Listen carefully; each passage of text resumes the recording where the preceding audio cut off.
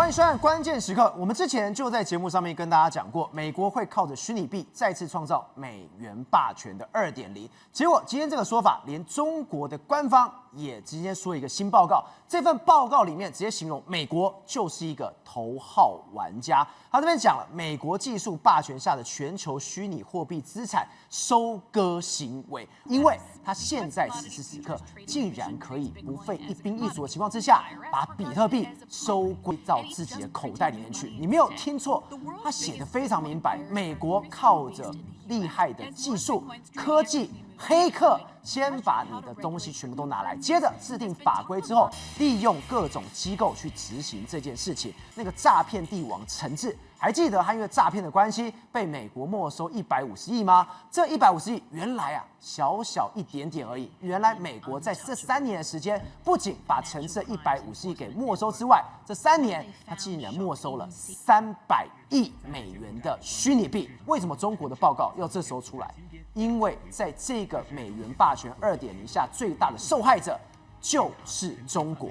所以松哥，今天这一篇报告出来，里面结尾我最喜欢这4个字，他说隔空取物。没错，真的是如此。为什么？你看，他就讲到说，你看美国过去几年透过类似这种所谓没收了这个虚拟资产超过300亿，300亿里面有150亿就是这个陈志，对，他等于是用隔空取物的方式。好，那为什么用隔空取物？我跟你讲，我们过去认为说这个比特币它不就是去中心化吗？它的技术很难啊，都没办法追踪啊，那也没办法害进去啊。我跟他讲，美国告诉你没有那种事，我都可以。所以也就是说，为什么会用这种上帝视角头号玩家？因为他技术什么，你钱去哪里，然后我要怎么去破解技术，我怎么去拦截你，我都知道。也简单的来说啦，我们过去以为的比特币是大家都不知道他怎么做，但是在美国眼里是我都知道你们在干什么。而且我可以随时切入，随时插进去，所以它就是一个上帝视角。所以上帝视角的话，所以为什么他可以任意没收？因为他知道那个钱在哪里啊，他知道怎么做啊。好，那我跟他讲，为什么这个对美国来说至关重要？你看哦，虚拟币目前为止来说，总价值是2.73兆美金，那比特币的总值大概是1.57兆，所以大概2个的加起来的话，约莫这个各国的央行的黄金储备大概价值是5.83兆，所以虚拟货币这些加起来的话，总市值大概约莫是黄金储备的1半。对，好，那我跟他讲，我讲，美国川普看到这个数字，哎呦，比特币跟虚拟货币这些资产，还有黄金这些资产，好，请问他能够拿别人的黄金吗？不能拿，不能拿。那有些就是美国，有些是德国的，有些日本的，你就是不能拿嘛。但是这些东西呢，可不可以拿？哎，隔空取物。对啊，我想拿就拿，是我给你安一个名字，是我有一样的技术，都让你猜哪里，安一个罪名，对，交出来，对，没错，太狠了。那为什么这样说呢？因为我跟他讲，会去玩比特币，或是比特币里面比较大额的交易里面，都是见不得光的钱嘛。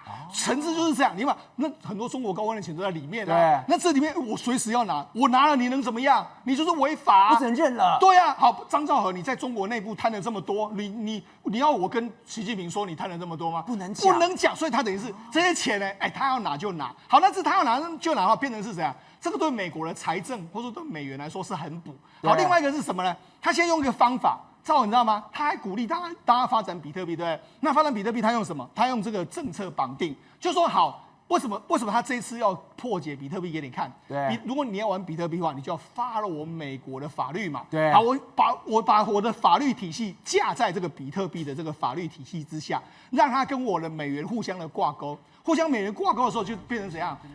他还制定一个法案啊。他说，如果你要建立所谓的稳定币的发行的时候，你80%要买美国的国债。对，你要发行比特币这个稳定币的时候，你要买美国的国债。它不是就跟比特币跟美元绑在一起吗？这只是在帮美元完成它美元霸主的2.0嘛，哈。所以我才说，中国这一篇报告出来的话，它其实要点出来，就是说，中国过去也想要玩这个比特币的这个霸权，但是看起来的话，这个霸权的似乎已经完全被美国所霸占住的一个情形了。钟哥，这一篇报告里面，中国真的写巨细靡，一个受害者的角度，对，没错，他直接说，他美国恐怖到什么样的程度？他这个形容，他说这是美国科技政治的军工复合体，你在玩都玩不过美国的。当然啦，你看他其实这个中国把它讲得非常清楚，他说什么？他构建了一个叫技术优势，对啊，技术优势，美国本来来它在骇客啦，或者在比特币的里面的技术本来就很厉害，还有法规绑定，它有很多法规，然后还有机构执行的三位一体。然后三位一体来说，它还有所谓的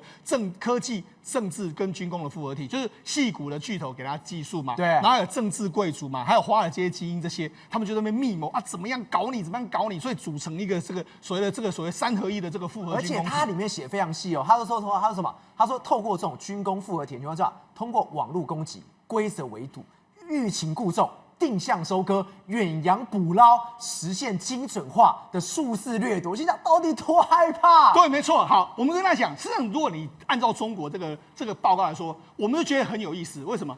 你知道吗？实际上虚拟币大概什么时候出现？大家知道吗？它是在2008年的金融海啸之后出现。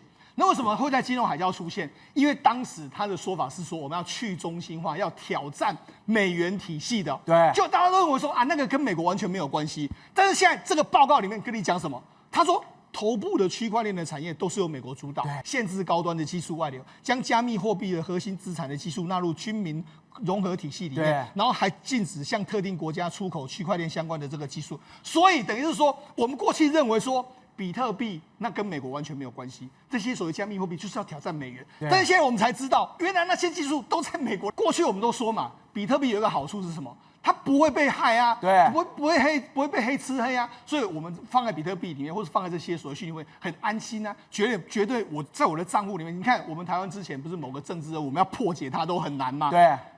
老美说哪有那么难，简单的要命，好不好？他这个报告就直接讲层次，然后典型的黑吃黑。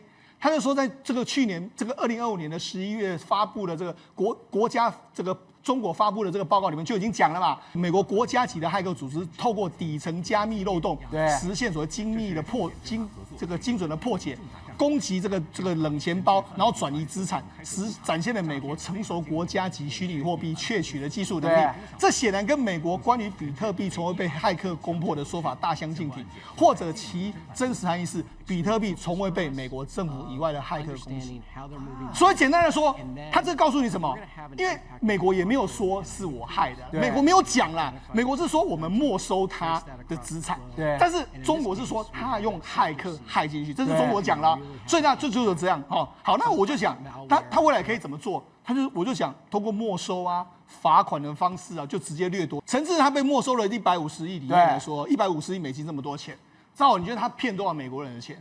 骗一点点而已啊，但是他大部分人是骗什么？中国人的钱、华人的、台湾人的钱，但是因为你里面有美国人的钱，你又没办法分出来哪一个是美国，哪一个我就知道全部把你没收啊。哇，这不是这样子吗？你层次，你里面有没有来自美国的钱？有，那你是美国的法令，我就可以长臂管辖，就这样扣住你了嘛。就这样嘛，好。那如果你涉嫌用美元洗钱的时候，请我可以扣住你？当然可以。对呀，这就是他的方法，他可以透过这样。那为什么只有美国做得到？因为美国才有这些资讯，他才有这些法令，他才有这些执法的这个单位，所以等于是未来你看，他可以用所谓司法没入的方式啊，然后用这样来构建所谓的国家战略。所以接下来，所以不难解释。所以赵和，我们如果把这件事跟之前川普要求美国国家情报总监做了一件事，他当时说什么？他说我们要清查所有中国高官的资产，要干什么？比特币你们连上，我就给你一个一个扣查，我就全部给你扣住。你们有问题的张昭，你那边黑多少钱，我把你扣住，就这样嘛。好，所以我就说，这个其实中国已经知道说，这个杀机重重的一个状况。那我就讲，那除了这个之外呢，他不只有扣中国的资产，他还说到另外一件事。这个叫做这个 Garantix 的这家公司，Garantix 这家公司呢，它是一个这个虚拟货币的交易所，在俄罗斯的，它总部是在俄罗斯，那主要是把卢布换成是其他的加密货币，那我跟他讲，赵尔，现在我要收俄罗斯的可不可以？当然可以啊，你现在就是国际制裁的指标，你现在俄罗斯是禁止什么？禁止用美元的哦，所以你只要这个交易里面来说有用到美元的话，你就是违反。所以我就可以用这样子去扣你的钱。那你知道啊？因为他就帮助俄罗斯绕过制裁嘛，他处理960亿美元的交易嘛，他涉及到洗钱嘛，还有跟非法犯罪组织有勒索软体合作嘛，所以美国就知道，这个都是违法毒品交易，美国就可以用这个长臂管辖把你抓住。好，所以美国跟欧盟就把它制裁。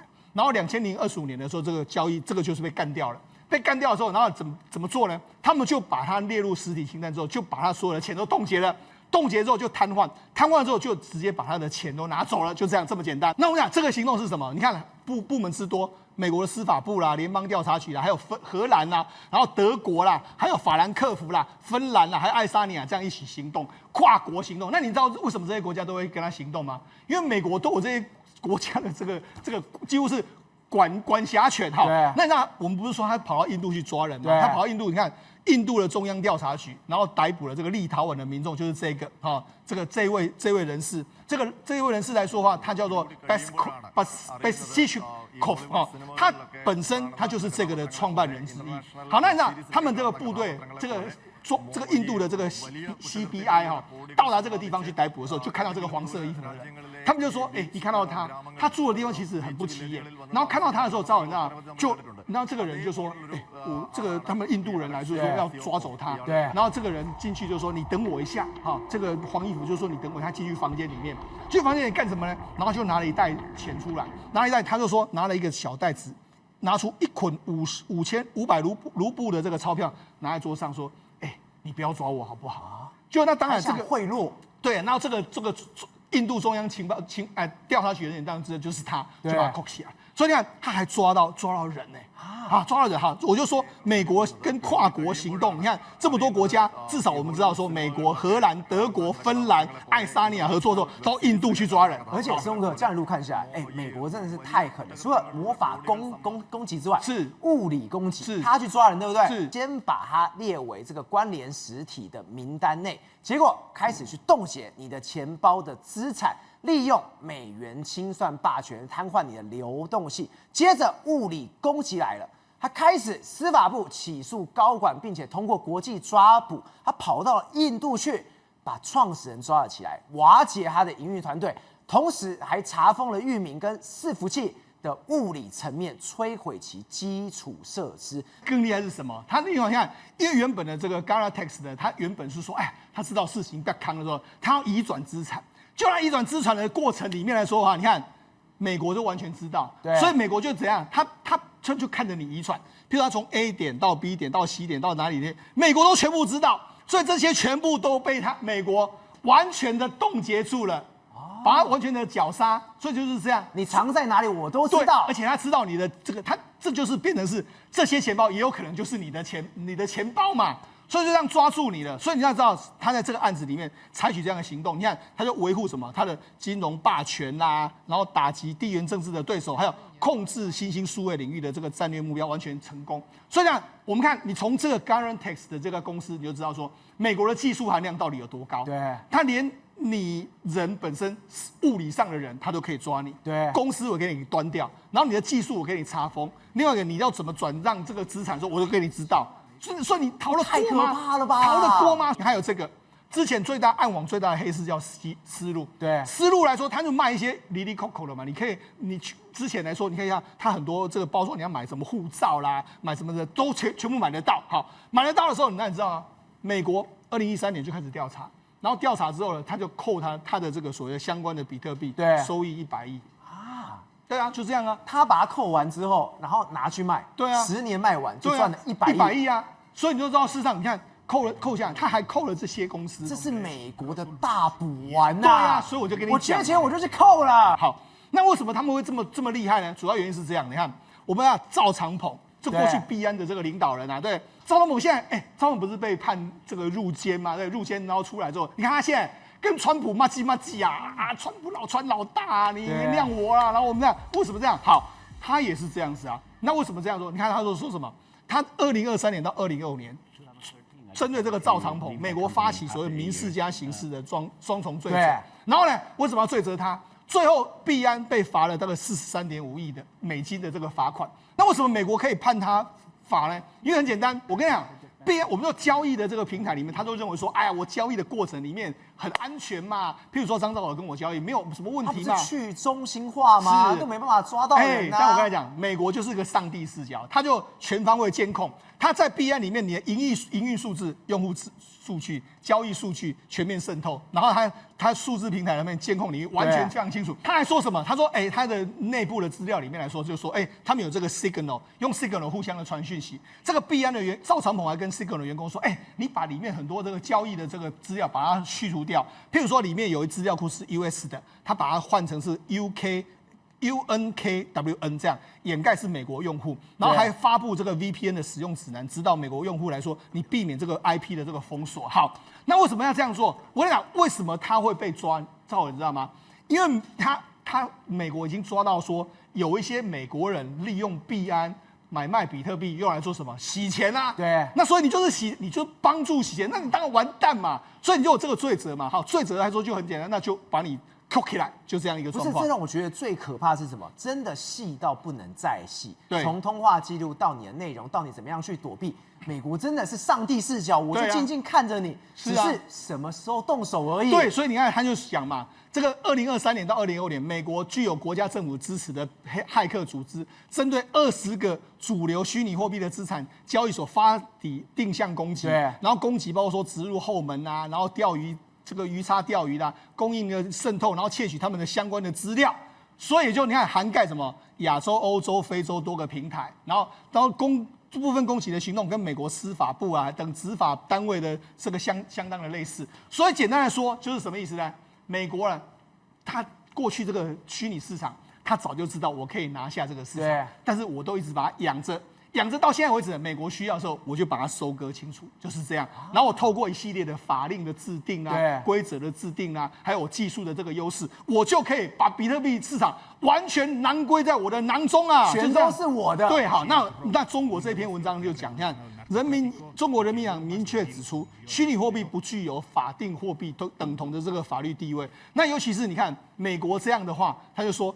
美国所谓的数字黄金，随时都会被它隔空取物，所以这个结论就是不要这样做。好，那另外一个这个中国国家病毒的这个紧急处理中心的高级工程师，他讲的更有意思。他说呢，在这个执法过程里面来说，对于大量诈骗的受害者，相当于螳螂捕蝉，黄雀在后。他说，美方你纵容诈骗市场啊，然后透过霸权的这个收割了大部分的这个受害人，事实上是构成了对他国财产的间接掠夺。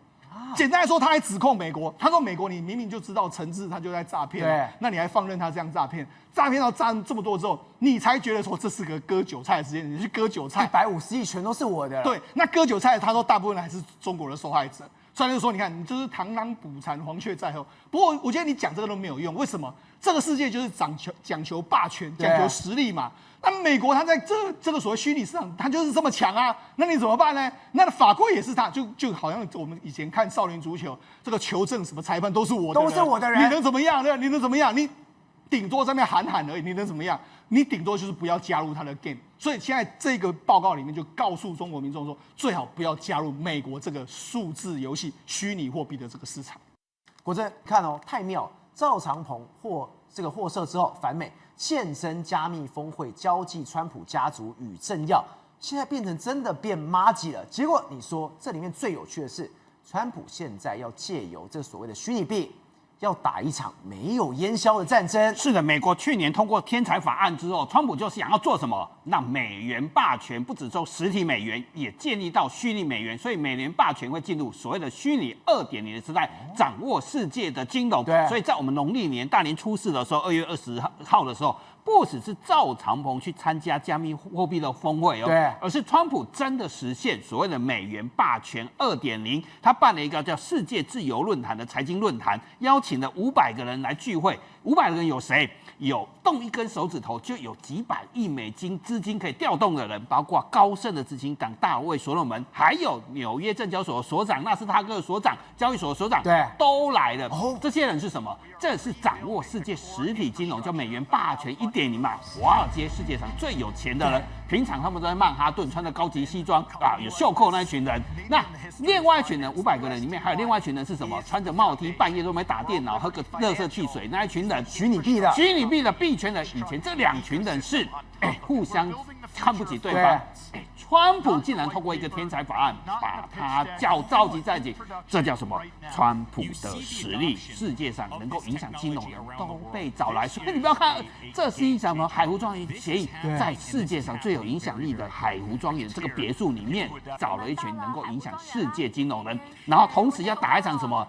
大军压在波斯湾的伊朗的边界上，打一场看不到烟硝味的战争。这个海湖庄园的这个聚会上面，竟然是跟伊朗是有关系。对，他把赵长鹏请来，赵长鹏很乖嘛，乖乖来听所谓的他们论坛，一定有很多人在那边发表各种演讲啊，他乖乖的在听嘛，还说我自己也学到很多东西。那去年的时候，他把他特色嘛，所以他现在乖乖变成川普的信徒嘛。可是我要说的是，川普真的想尽办法要把伊朗、中国跟俄罗斯地下金融透过虚拟货币这给断掉，所以赵长鹏一边告诉你我有实力，这个精英在这里，美国现在是包括实体跟虚拟金融都被我控制了。再来是赵长鹏，你要不要乖乖听我的？好，为什么要听呢？你看那个新闻也很有趣哦。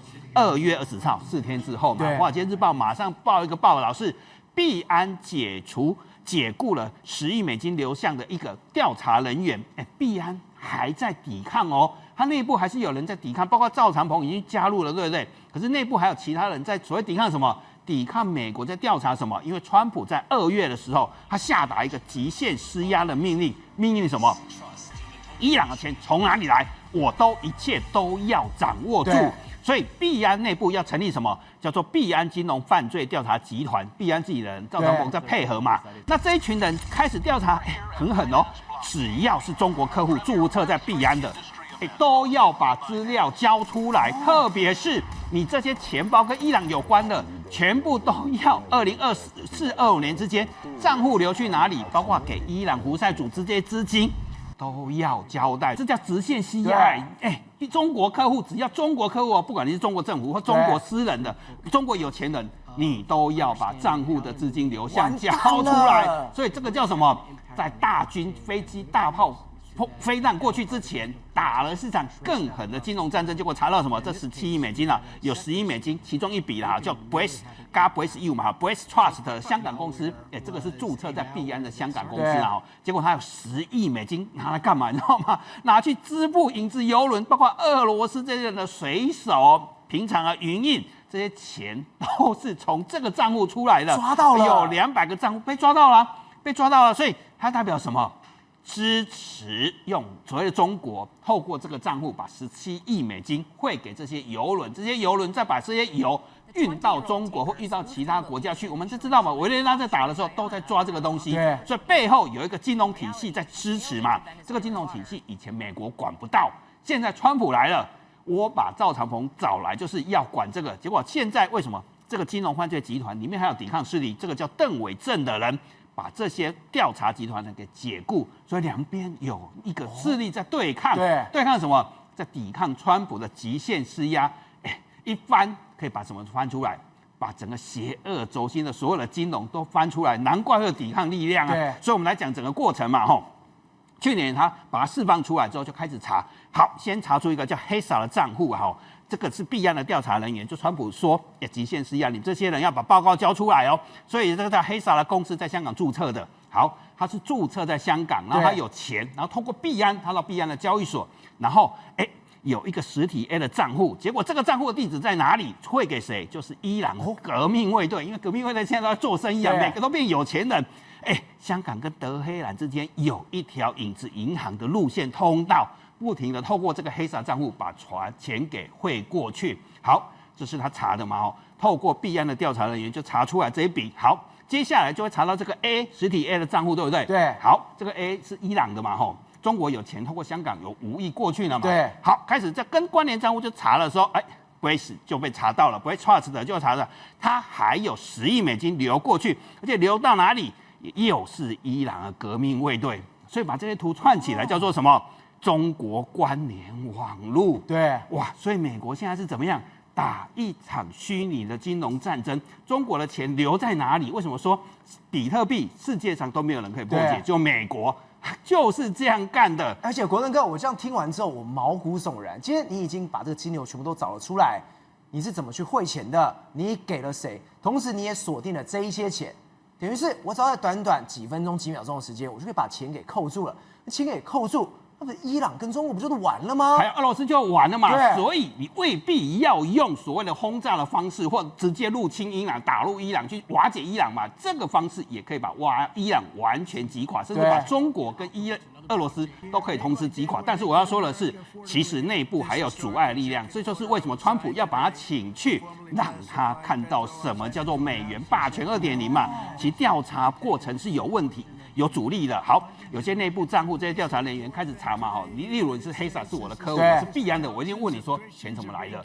那我是调查人员，结果我这些调查人员调查的时候都要跟邓伟正报告，结果邓伟正就把我开除。我本来要查你就开除。这些调查人员去查的时候嘛，结果就发现这个账户在2025年还有14次的可疑活动，代表钱还是要过去，还在动，所以一定要怎样把它查出来。所以10月的时候就造成蒙特赦之后，Brace 的 Brace U 的这个呈报给邓伟正嘛，因为有一些报告内部的报告就开始查，你这个账户是怎么回事啊？你是我客户，你要告诉我。结果这些报告上去之后，这些人1个月后，全部被停职，接下来又把他解雇。所以为什么川普2月的时候继续把赵长鹏找来，请他好好配合嘛？这代表什么呢？一场你看不到的战争打得比我们想象中的激烈，我不断的去查你，又把人给解雇，我接下来再查你，又不断的动现金。可是这代表什么？美国已经在用一场方式叫兵不血刃的方式，用金融在打垮所谓的邪恶轴心。廷尉，现在就是中美现在关系最紧张的时候，而且为什么壁垒分明？在美国，你不能有任何的叛徒来出现。你看到今天这个新闻太震惊了，这个人是谁？他是前空军的少校，叫做布朗。他一回国，马上就被逮捕。我想说，到底发生什么事？他说这个人有多厉害？他过去是飞官，还飞过什么 F4、F15、F16、A10， 还当过 F35的教官。他等于是一个24年的老鸟。结果现在他被抓的原因，竟然是他帮解放军来训练他的飞行员，违反武器出口的管制法。而且现在更可怕的是，细节越来越多。布朗他干了什么事情？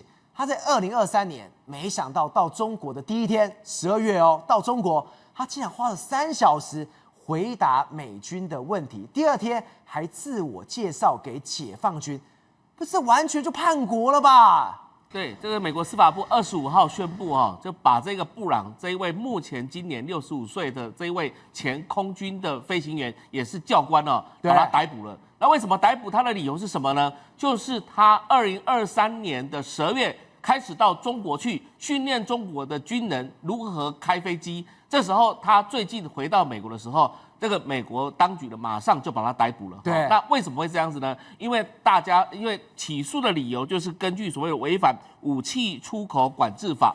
然后呢，因为这一位教官呢，他事实上在1996年的时候虽然是退役了，他是校级军官退役了，但是问题是，他开始在协助美军来讲的话，进行 A10 还有 F35的相关的演训。对，那他过往来讲的话，他的经验是什么？驾驶这个战机呢，专门在投放所谓的核弹设施的。他这么厉害的，对，所以他最机敏资料的。对，所以他手上来讲的话，应该有很多的经验，还有很多过往来讲美军的相关的机密。但是因为2023年12月的时候，他刚好就接触到这一位人，叫做苏斌。那苏斌是谁呢？其实苏斌很早就被起底了，他曾经在2016年的时候早就被起诉，而且判刑4年哦。他2016年你可以看到，他就因为间谍活动，如果你说是偷啊抢就算，他是间谍的。对，他是中国公民，但是他在加拿大、在北京都有公司哦。那他的背景到底是什么？没有人知道。但问题是，2020年他这个因为间谍案这个所谓的出狱之后呢，还是持续活动。我们曾经有在节目当中有跟各位介绍过，曾经有这个所谓叫做南非是非学院TFASA 这样的一个公司对，其实苏斌跟这个另外一个合作人马克格鲁纳。这是德国人他们曾经就是在这个南非是非学院的高阶主管，后来这2个人出来自己再搞一家公司叫 Stratus。那这家公司呢，基本上呢，很奇怪，这家公司背后金主不知道到底是谁。那这位德国的这个马克格鲁纳呢，他竟然在 Stratus 他的年薪竟然有40万美元还可以抽成，还可以有红利。有福利、有利润，对过得很爽哎。对，然后所以你看到了苏宾跟这一位来讲的话，而且重点在哪里，知道吗？这个格鲁纳呢也被发现到被起底，因为他常常炫富哦。如果他是一个退役的空军的中校而已来讲的话，你知道吗？他竟然有5辆保时捷的超跑。那你想想看哦，一个退役的军人怎么可以养得起5辆保时捷呢？所以就代表说他资金来讲的话非常雄厚。那更重要的是说，这个苏宾哦，他们成立这个公司之后，竟然去协助解放军骇客呢，去害出了波音公司的相关的机密资料，包含害出了63万份的资料，还有 C 妖拐的运输机资料，还有窃取 F-22、F-35战斗机的相关数据，甚至于还协助他们翻成简体字版的中文版。你说像是这样子，对，他真的把他所有的，你看到这一张图，他真的把他所有的机密资料 ，F-35飞行测试计划全部都拿到手了。对，拿到手了，而且呢，还这个引荐很多人到中国去协助。我想布朗他可能只是一个冰山一角，接下来美国政府可能会起底更多的这样的一个飞行员哦。当然不是只有德国的，不是只有像苏宾或是像这个布朗而已。你看到在加拿大的另外一名教官呢，叫做保罗乌姆里什，他本身来讲是加拿大的飞行教官，对，他曾经就是他也是跟南非试飞学院来讲的话，也是成员之一。他还跟你刚刚讲的格鲁内一起的，对，他们根本是牵线的，对，然后互相牵线，他们每天都过那种很好的生活。你看到你刚刚讲，这是格鲁内哦，格鲁内他是开保时捷的样子，结果他还不够，还拉线，然后他们赚的更多了。对，而且在格鲁纳很奇怪，他手上竟然拿了一枚解放军的挑战币。对，这个挑战币上面有81，你有没有看到一个红星星？红星星中间写81，这是解放军给他们的一个纪念的挑战币哦，就代表说他跟解放军的关系应该是非常好才对哦。但是因为这些照片、这些炫富的这样的一个结果来讲的话，也让所有的司法单位起疑，说到底他们的钱从哪买的？对，退役的军人怎么会有那么多资金呢？就代表说背后有可能跟解放军的供养是有关系的。宇轩真的要小心，这中国的这种渗透，这种中国的这种侵略无所不在。你看到哦，一个春节过后，日本完全风云变色。我想说，中国的游客他就没有要去，没有怎么样，出大事了，丧尸烟弹，这个在台湾最讨厌的东西，最毒害台湾人的东西，竟然在日本出现了。结果它跟中国有什么关系？观光客没有来啊，不对。中国空运来的，这太过分了吧？对，丧尸烟弹呢，到底是毒品还是生化武器我们保持一个存疑的态度。为什么呢？因为继美国西岸以及台湾之后，你会发现，连日本都沦陷。日本是比较鲜少我们传出这种大规模的这种感染毒品的事件，结果没有想到最近。他们发现怎么慢慢的涌进来，而且一路从冲绳往他们的东京都，也就是他们市区前进，甚至是呢。不只是搭飞机，搭各式各样的工具，想尽办法就是要把这些东西给偷运进来。游客没有来，这个毒品先来。对你中国人说我不去，就中国的毒品来了。你知道甚至离谱到什么程度吗？我们讲艺人是一个很重要的一个指标。现在呢，就连他们的这个名人。日本职棒的一个选手他就是广岛东洋鲤鱼队的，结果他才25岁刚好是丧尸烟弹的瞄准的年轻族群，结果被人家抓到说他使用丧尸烟弹。我有没有听错？日本职棒选手是如此洁身自爱的，对，他竟然去吸丧尸烟弹，对，不这种多泛滥，而且他自己承认然后现在后来广岛球团就跟他取消。我想各位，他搞到人生就毁了，解约了，对，因为打了，因为丧尸烟弹对人的身体造成危害真的很大。比如说我们举一个例子这是在日本东京，他们两个看到你真的会吓坏。这足利区原本呢有一个穿得漂漂亮亮的这种，像是我们讲日式的女子，然后你看她突然间呢手扶着那栏杆，然后开始呢姿势很奇怪的开始抽啊抽啊抽。不好意思各位，这就是中毒的现象，他就是抽了这个依托明子丧尸烟弹。如果路边已经出现了，下一步会变什么？像美国那样子，开始出现游民，开始越来越乱。那你不是要把日本攻陷跟沦陷吗？而且他现在大量的都在哪里呢？都在一些小吃店、歌舞厅，就是比如说唱歌啊，或者是酒吧啊。然后不是越来越多呢这种年轻人，比如说像这个就是一个年轻男子，他就突然间摇摇晃晃然后呢这个在空间里面游荡，然后最后面呢，砰，整个人应声倒下，抖，一直发抖。然后就砰，然后就整个人就这样倒下来了，他就走了。对，然后他手上呢好像拿了点什么东西，就丧尸烟弹，你知道吗？甚至是还有这种两个我跟你讲，这很像是什么传染病一样。就原本先有一个男子呢坐在位置上，然后眼神很迷离然后开始一下很高兴，一下的双手在那边抖，又在那边僵尸，对不对？结果抖到一半，本来很像是老人家在求人家帮忙，后来换他旁边的人。也开始抖，很像由他传染给他了。其实不是，是他的那个丧尸烟弹，然后再递给另外一个人抽。大家互相吸。对，所以就变得很像是一个接着一个，然后这样倒骨牌这倒下来。是什么？这是国中生哎。对，国中生这样搞，太扯，都吸毒。日本现在大概是15岁对到20岁居多。所以你知道这个是危害很大，为什么呢？因为15到20岁其实也不是特别有钱的族群，但是呢，偏偏是因为它便宜，这就是丧尸烟弹呢。我们讲啊，危害的地方，甚至他们在冲绳哦，来，真的哦，初中生、国中生而已哦，在他的鞋子里面发现有一个小小的一个，然后呢，大概0.75克哦，1公克都不到哦，依托米脂，真的是丧尸烟弹。那这个国中男生把毒品藏在鞋子里，对，那以前藏烟被教官打的，这一次是藏毒品在右边的鞋子里面。对，那你想想看，他带到校园去会干嘛？他会跟他同学炫耀说：“你看啊，我现在有这个丧尸烟弹，很酷吧？是不是在校园之内？搞不好他会变药头，就开始卖。因为他们现在70%都是10几岁到20岁的年轻人，其中你知道吗？17个高中生，然后3个初中生，而且呢，这个年轻一代他是在哪里呢？因为网络上很泛滥。然后后来呢，他们去抓，发现说有一个叫做匿名流动这种犯罪集团它的代号叫做69，还有100人的规模。100人小蜜蜂100个，对，流动式的小蜜蜂，对，然后就都后面这些年轻人后面还有人哦，那问题是后面这些人是谁呢？你其实想一下就知道啊，就中国嘛，中国人在控制，所以你知道他们社群平台上哦都有我们讲交易这种丧尸烟弹，比如说你看这个是他提供的区域，然后它的名称叫666，来。荒川区、台东区，然后港区、中野区、品川区，他的意思说台场等等，这些都买得到。对，这是他的交货地点。那甚至是去年东京哦查获，我看到这个数量，我被他吓坏，大概2.7亿公吨，全部都是丧尸烟弹。然后它总市值超过100亿日元哦。对，所以那我心想说，你这个东西，你到底是要把它全部撒下去，还是干嘛？甚至是你到了网络上，你知道吗？来，就有人直接 po 这个，然后呢，都还是简体字，完全不遮掩，就跟你讲说，老子就中国人，中国人来为夺位，你们是日本人。对，甚至在日本呢，当地都有开始在地生产，所以很显而易见的，中国的这种毒攻，恐怕呢是他们在世界各地呢唯一造成有效的伤害。宏观取材，厘清真相，犀利精准，深入剖析，时刻掌握关键新闻时事，不漏接。